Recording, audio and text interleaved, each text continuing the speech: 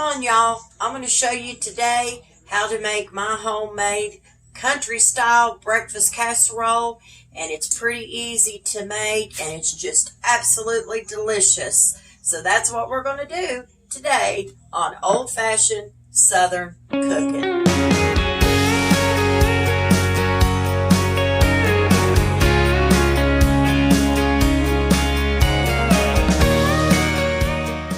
Hey guys, I am glad to see each and every one of you today. I hope you're having a wonderful and a beautiful day, because the Lord has blessed us with a gorgeous day today, y'all. It's in the 70s. Praise the Lord, because I was getting tired of those cold temperatures. But now we're still going to have a little bit of coolness coming through, but it's not going to be nothing like we did have. So I'm just so thankful to the Lord that He has given us a beautiful day today. So anyway, I want to show you all how I make my homemade country style breakfast casserole. And just takes a few ingredients. But first of all, I'm going to tell y'all everything you're going to need to make this, okay? You will need to preheat your oven to 375 degrees. You're going to need some cheddar cheese. And you are going to need some self-rising flour. Now, I use the white lily, but y'all use whatever kind of flour that y'all prefer. That's just what I like to use. And then you're going to need 1 container of biscuits. Okay, it doesn't matter. It can be buttermilk, butter, whatever kind you want to use would be fine. All right. You are going to need some sausage. If you have the sausage in the rolls, you can do that. You can fry it if you want to, but you need to save a little bit of the grease.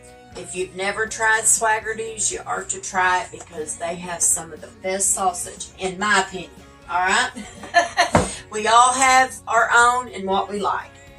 Okay, and then you are going to need some milk and just a little butter. And this butter, we're going to butter our casserole dish, and we're going to put a little bit of butter on our biscuits as well. And then you're going to need some eggs. Now, it's up to you how many eggs you want to use and how big your family is. It's just my husband and I, so I'm not going to make up a huge thing of it, but I'm going to use probably about 6 eggs. I think that would be enough for us.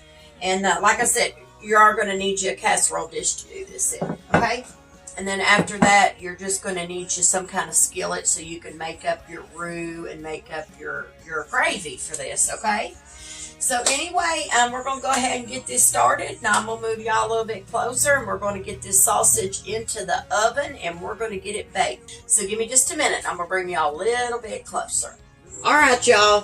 So what we're going to do here, like I said, I bake my sausage. So this is how I do it.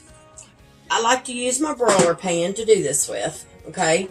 But first off, I take the bottom here. I'll take me a paper towel and just kind of wipe it out. This pan is really old. I have used this for so many years. And I used to make my husband's dressing in it for like Thanksgiving or whatever. And I couldn't do it anymore because some of this stuff is just flaking off. So I just use it now for a sausage or bacon pan. And that's basically all I do in this pan now. I'm going to try to get me a new one because these are handy. But anyway, what you're going to do, if you have one of these, try to use it to do your sausage and bacon in, because, you know, the grease will drip through the slits on the top, and it can be a little healthier that way. So what I do is I take me a little cooking spray, and I spray inside of the bottom part of the pan. I take me a paper towel. I wipe around in there, and I just rub that oil all over in the corners and everywhere. And there's a reason why I do this, if any of y'all are wondering. It makes for an easy cleanup. That's why I do it. Then I take me a sheet of foil. Take your foil and put it in the bottom of your pan. Just push it down there. Make sure you get it up around the edges now. But that cooking spray in this type of pan, it will help your foil to stick so much better. And then hold the ends of it and just, you know, push it up at the ends. I'm sure y'all got the idea. If you don't push that up against the ends, though, when you're folding it up and under this handle, what will happen is it'll tear through here. You know, especially if you're using cheaper foil. I've noticed before when I've had other foil that I was just using for this only because it was a little cheaper and thinner, it would always rip on me there if I didn't hold this back. But this foil's heavy duty, so it's pretty decent foil, so I don't have no trouble out of it. What we're going to try to do today, I'm just going to move right along with this recipe. I know there's a lot of new cooks out there, but I'm not going to go that fast. So, and I'll try to explain it to you the best that I possibly can. So we've got our foil in the bottom of our broiler pan. Now you're just going to take your top rack, you're going to set it back down on top of it. Alrighty, so our pan is ready for our sausage. Now we're going to get it out. So what you're going to do is you're going to take out however many pieces of sausage that you and your family can eat. Now, I'm probably just going to fix 6 of them unless my husband wants me to fix any more for him. I will, like for the next day or something. But right now, I'm going to start putting these on here. Okay, we're going to do 6 of them. There's 3. 4, 5, 6. So y'all, what I'm going to do, I got to change here. Instead of doing just 6, I'm going to go ahead and put 8 on here. I want to make sure I have enough because 6 may not be quite enough. So now with my sausage, you know, most people just stick it back in the freezer in a box.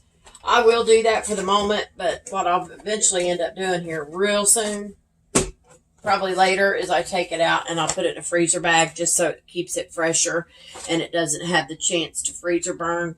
All right, so we got our sausage on here. What I'm going to do is I'm going to put this in the oven on 400 degrees, y'all. Now, I'll have to back my temperature back down when we get ready to bake our casserole. I'll have to back it back down to 375. I just use my convection roast setting because it is helpful when you're using, when you're baking any kind of meat. Your roast convection setting, if you have it, and you don't know what it is exactly, it's really good to bake with like any kind of meat. So that is a good setting, and it helps it will brown it evenly than just a regular bake would do. So that's what the convection roast is about, if y'all didn't know. But anyway, I'm going to put these in the oven, like I said, on 400 degrees, and when they get done, I'll bring them out. I'm going to crumble them up, and then we'll have them ready, and we'll move on. So give me just a minute. All right, y'all, I got you over here at my stove, and we're getting ready to do the gravy part to this. So what you want to do, now I've already got a little bit of the sausage grease in here in my skillet already from where I baked the sausage earlier. So I'm going to have more grease in that because that's not quite enough. I've got some bacon and sausage grease in this little jar here. I'm just going to give it a stir. And it doesn't hurt it to mix it. If any of y'all are wondering, it doesn't hurt it a bit to mix your sausage and your bacon grease. So I'm going to take about a regular tablespoon. There's 1. There's 2. There's 3. I think 3 will be enough. We'll have to see. It depends on the flour too. How much flour you're using. So we'll have to see here in a minute. I may have to have some more. But now, I don't like to put a whole lot of that kind of grease in my skillet when I make gravy. Sometimes I'll go get my canola oil and just add the difference of what I need with bacon grease. Because, you know, we all know it's not healthy. So, but it does make things taste good. So, what you're going to do here now, you're going to turn your heat on right about medium and get it a-going. You want to make sure you have some milk already ready because you're going to need it. Don't wait until the last minute because you could scorch or burn your roux. So you need to have some milk ready. And I've got, I don't know, I've got probably, what's it say? I've got about 2.5 cups of milk. So what you're going to do now, once you get your grease started heating up a little bit, you can go ahead and start adding in your flour. Like I said, I use White Lily, the self-rising, and I'm just going to start putting this in there by heaping tablespoons. So here's 1. Here's 2.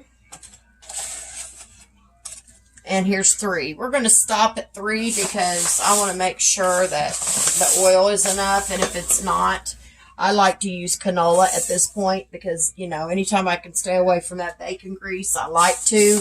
But when you're making something like this, it just gives it a good flavor. So I like to use a whisk, and you want to start whisking in your flour into your grease. And like I said, probably ain't going to have enough in here, and I can already tell. We're going to go ahead and add some of the canola in here. I'll say, I don't know, y'all. I'm going to say that was maybe close to 2 tablespoons.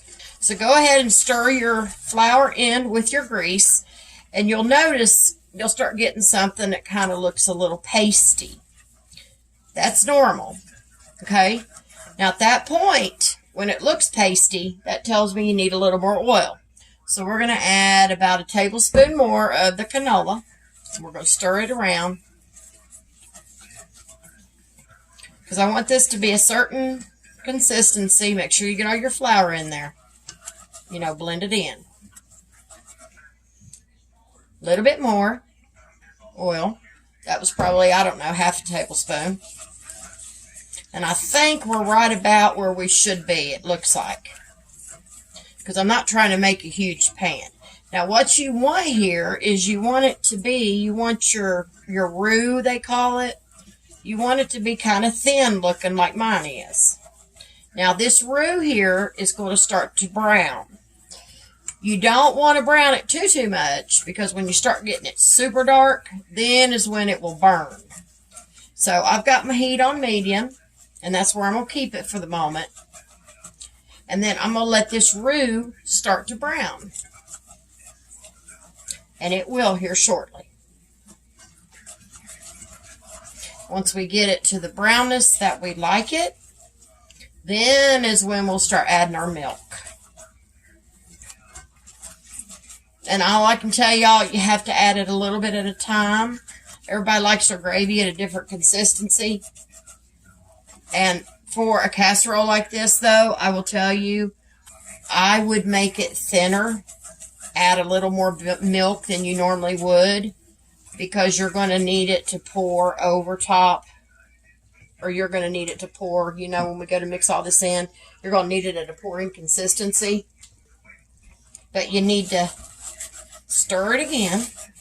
Now, as you see, it's not really browning yet. So that tells me I need to turn my heat up a little more. So I've got mine on about 8 now. But here in a few minutes, we're going to have to back our heat down quite a bit. And that's what you want to do when you make gravy. So just keep stirring this in. And I just like to use a whisk, because a whisk helps to blend that flour in there really good. Keep it stirring until you get it to the brownness that you like. All right, y'all, let's stir it again. See here? See how that's browning now? And I want mine just a little browner. But the main thing with gravy, now that it's browning, I'm going to back my heat down to medium, because you don't want to scorch it. And you can scorch gravy real easy if you're not careful. So continue to stir it. Once it gets brown on you, you need to be right with it, and you need to stir it. Gravy's something that you can't walk away from. If there's any new cooks out there that's just learning it, you know, it's just something you can't walk away from. You've got to really stand there and tend to it. See how pretty and brown that's getting now? Now, see, I don't know if y'all can see that in the camera, because the camera sometimes doesn't always show the true color of things. I don't know why, but it don't. But once this gets to the brownness that I like I said, then I'm going to go ahead and turn my heat off. And I'll tell you what, with iron, when it heats up, it will stay hot for a little bit. So what I'm going to go ahead and do, I'm going to turn my heat off right now. I don't need any more heat to this, because it's going to go ahead and continue to cook it, because iron is just hot, gets super hot anyway. So it's going to brown, and it's going to get to the color I want it. And if y'all can see that, this is right almost where I want it to be. So I'm just continuing to whisk.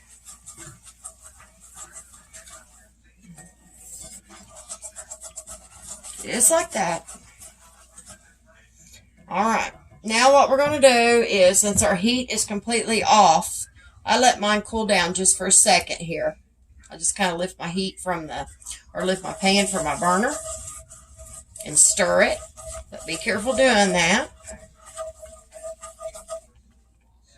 And it's ready for some milk to go in now. Just leave your heat off at this point, okay?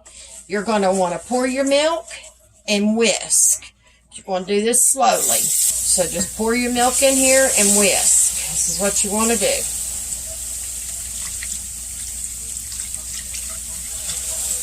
And we'll get it all blended here in a minute.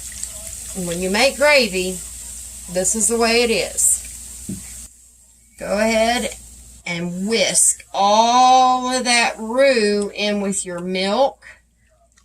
Might want to be a little careful so you don't splash it out. Pull it from the side and whisk, because that whisk is going to help you break those pieces up from where you poured that milk. Now, turn your heat back on. Turn it on about 8, because you're going to need to get this going, and you're going to need it to start to boil. Because we need this to thicken up. That's what we're trying to do now. Trying to get this gravy to thicken. And now I will switch over to my spatula here in just a minute. I might need some more milk. It just depends on how it looks. If it starts getting too thick, add you some more milk. I'm going to back my heat down. And I'm going to pour me a little more milk in my measuring cup. And whatever we don't use of the milk, it's not a big deal. We can pour it back into the jug because it's not harmed in any way. Keep a whisking, y'all. It's all part of making gravy. Whisk, whisk, whisk. Clean up the mess later, right? I'm sure we're going to have one. And the texture is looking great. But I need to get all that milk blended. Now, as y'all can see, this is thickening up. So what I tell you, going to have to add more milk. Now we add more milk because it's getting thick. We're going to have a whole lot more. I'm going to venture to say, y'all, we're probably right at 3 cups now of milk. I didn't think it'd take that much, but it did. And I'm thinking we're probably going to have to switch over to our rubber spatula. So let's get rid of that. Let's add just a little bit more milk. And let's switch over to our rubber spatula. And pull any excess off the sides. Because, of course, a whisk can't pull the excess off. So that's why I like switching over. But the whisk is perfect to blend your flour and everything in together. It's really nice to have a whisk for that. And I got my heat on medium. Now, I think I may just turn my heat down a little bit more. But I'm trying to decide if I'm going to need any more milk or not. Because it's really at a good consistency. But I think I'm going to go ahead and add this milk because I want it to be a little bit thinner for this casserole, y'all. So I'm going to go ahead and just keep stirring this in. And when it gets done, then I'll pour it into a large bowl. Make sure you have a big enough bowl to pour your gravy over into, y'all, okay? See there how that milk just sort of blended in and it's the right color. The brownness is good. I'm happy with that. I think we're good with this pan of gravy. And that's all there is to it, y'all, of making gravy. Gravy is something you just got to keep making and keep making and keep making and just keep learning how to do it. It takes time and practice to learn how to make gravy. It took me a while before I could get my gravy down pat. And y'all, there's sometimes I mess up. I mean, we all do. All right, I'm going to turn my heat off and I'm going to pour this into this bowl I've got sitting over here. And then I'll bring you all back here in just a minute. And then we will move on to our casserole dish, okay? So give me just a minute. All right, y'all, we're going to pour this gravy into this bowl. So we're just going to do it just like this. So here we go. All right, y'all. This is the last step as far as prepping everything and getting things ready. I've got my casserole dish over there, but what you're going to do is you're going to take your can of biscuits. You can make homemade biscuits and do this if you want to, but I decided today I was going to make it a little easier. We're going to just do the canned biscuits. Very rarely do we ever have canned biscuits around here. Let me get this open. But sometimes we do. So what I'm going to do, now I just washed my counter off, y'all. It is clean. I promise you that. I'm going to set my biscuits down on my counter. And then, make sure they're all out of there. And then what we're going to have to do is we're going to have to flatten these out. And actually, y'all are going to need 2 cans. I'm sorry. I forgot to tell y'all that at the beginning. You're going to need 2 cans. I was going to break these in half, but I'm not going to. I'm going to use these like they are and just use another can for the top. I think that'd be all right. Because these ain't huge. I mean, they're called Jumbo Biscuits, but they're not huge. I don't think they're as big as a grand. So just flatten out your biscuits. Okay? Now, you don't have to butter these, but you do the other ones.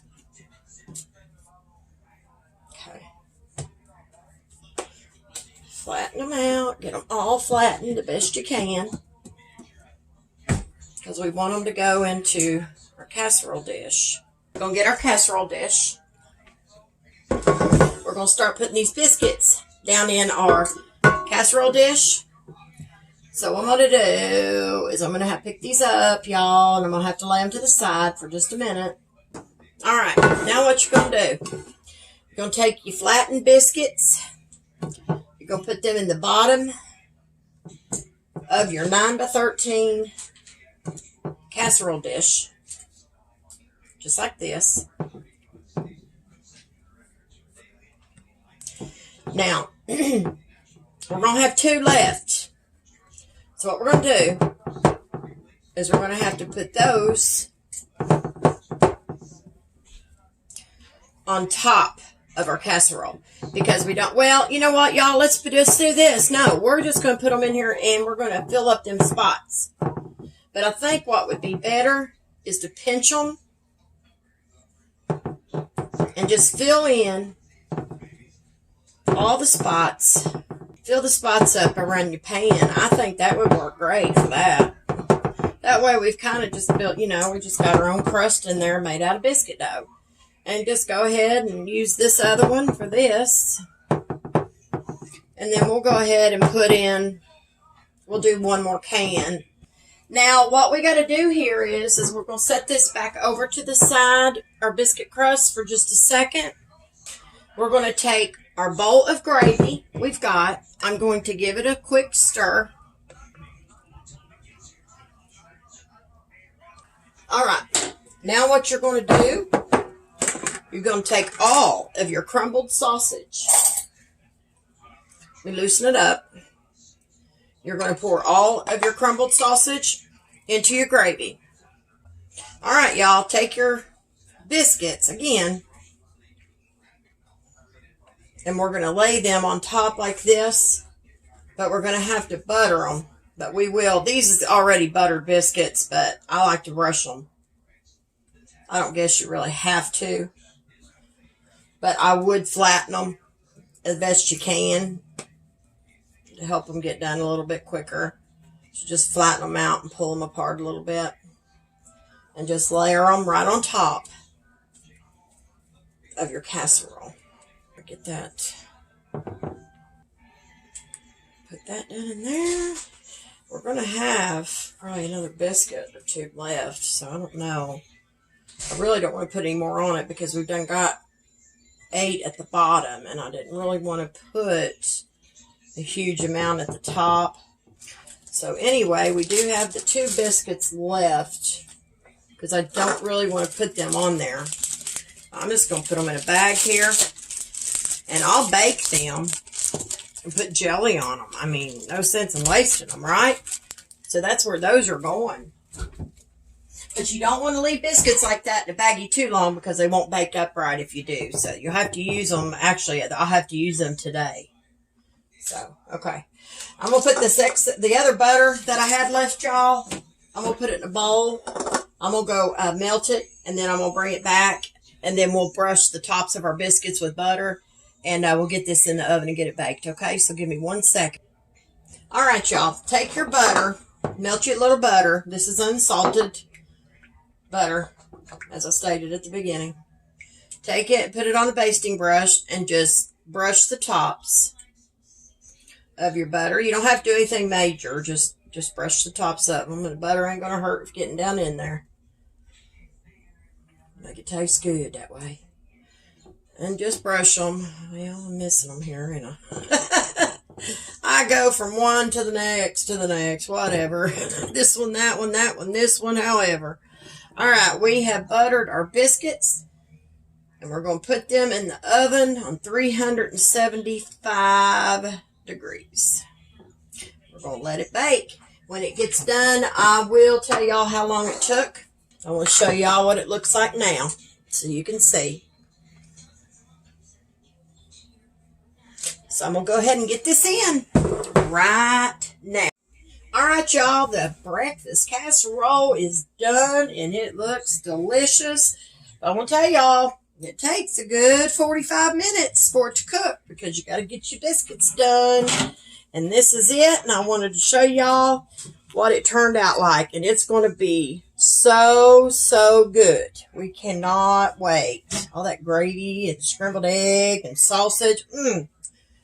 Good, good, good. I'm letting it cool, y'all, because it's just so hot you can't hardly do nothing with it.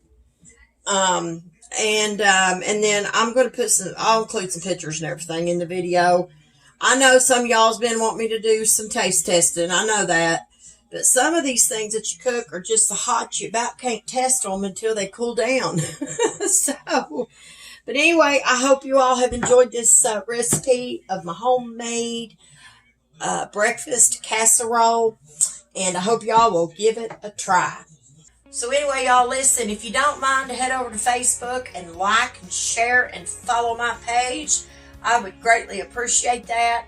And if you don't mind, head over to YouTube and like and subscribe. And don't forget to hit that bell so you can receive all notifications from old-fashioned Southern cooking. So anyway, guys, I'm going to let y'all go. And listen, I hope each and every one of you have a beautiful evening. And I hope each and every one of you stay safe. But always remember to keep God in your heart and God in your life. Bye, y'all. Turning to, there's no guarantees that tomorrow you